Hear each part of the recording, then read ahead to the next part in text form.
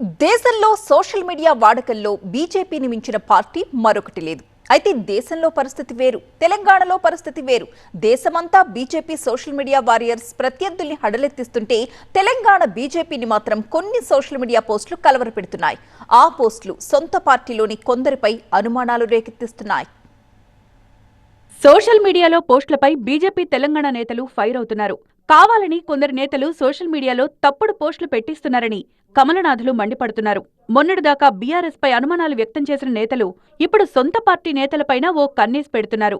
BJP Telangana chief గా బాధ్యతలు స్వీకరించిన రామచంద్రరావు సోషల్ మీడియా పోస్టులపై తీవ్ర ఆగ్రహం వ్యక్తం చేశారు. కొందరు ఫేక్ అకౌంట్లతో తప్పుడు పోస్టులు పెడుతున్నారని ఫైర్ అయ్యారు. కొత్తగా వాట్సాప్లలో దాన్ని చేస్తూ ఉన్నారు.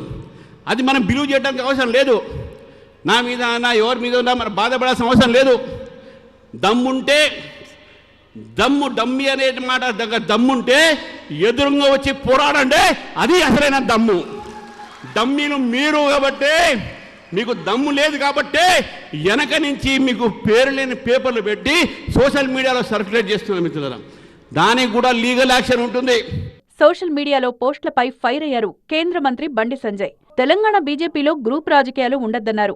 ఒకరిపై మరొకరు సోషల్ మీడియాలో దుష్ప్రచారం చేసుకునే కల్చర్ బీజేపీలో లేదన్నారు. ఏమొద్దనా, అందరు కలిసి ఉండడం ముఖ్యం.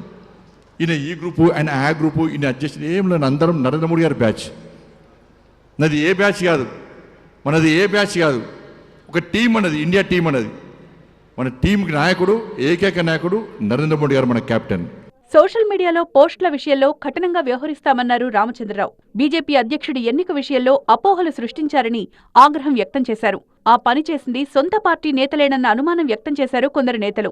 సోషల్ మీడియాలో తప్పుడు పోస్టులపై జాతీయ నాయకత్వం సైతం దృష్టి పెట్టాలంటున్నారు.